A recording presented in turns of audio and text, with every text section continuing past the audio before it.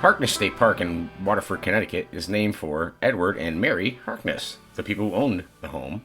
Originally, the property was a 237-acre working dairy farm.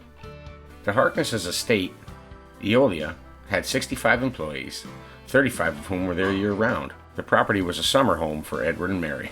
It is now managed by Connecticut Deep. The Nearing Wildlife Trail, which surrounds Goshen Cove on the west side of the estate, is a beautiful place for birding. Plus, it's just a nice place to walk through. It's not a super long trail, but it's a nice trail. It's a great place to see osprey and other shorebirds. We saw a couple of rabbits too.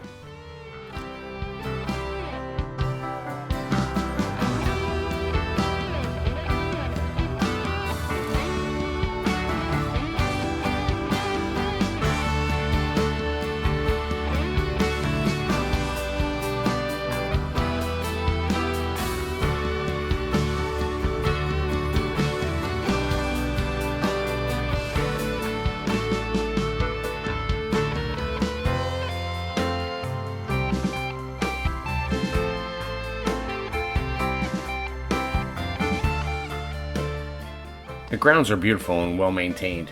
There are many picnic areas, you can fish, there's a boardwalk, you have beautiful panoramic views of the Sound.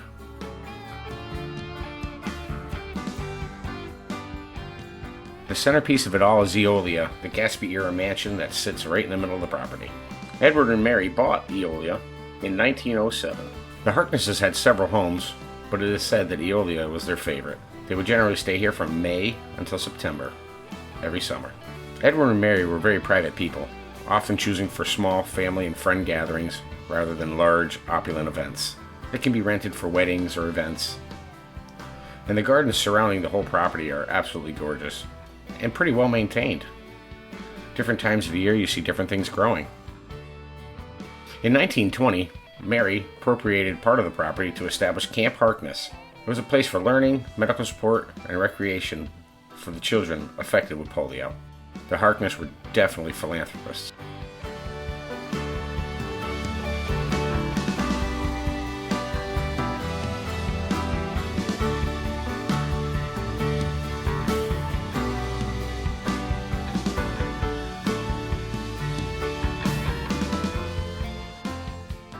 With some 60 buildings, 15 of which are listed on the National Register, Harkness Memorial State Park is a beautiful place to visit. If you've never been, I suggest you check it out.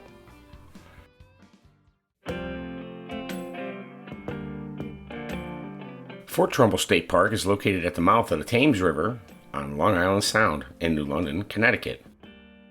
It's named for Governor Jonathan Trumbull. The original fort was built around 1777. The present fortification was actually built in 1839 and finished in 1852.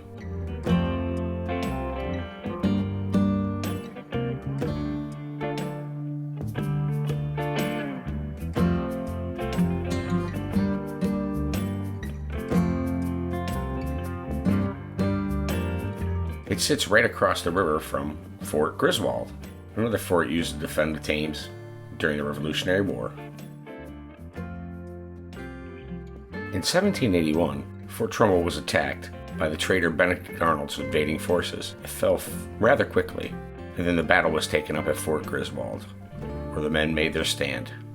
During the Civil War, Fort Trumbull was used as a training ground for troops being sent to the front. After the Civil War, Fort Trumbull was used as a Coast Guard academy. This was until 1932, where it moved slightly up the Thames to its new location. The Coast Guard's tall ship Eagle is often docked here at Pier 7. It wasn't there when I was there, but here's a picture. Fun fact, during World War II, they trained merchant marines here, and one of the people trained was Jack Lord, who was a star of Hawaii Five-0. It was in the 60s and 70s, so somebody might not remember that. During World War II, it also served as an underwater sound laboratory, partnering with Columbia University. There's also a fishing pier on the property, and there are many people usually enjoying it, catching some fish out of the Thames. As you tour the property, you'll see many gun emplacements, including this one on the North Battery, complete with earthen defenses and a blockhouse.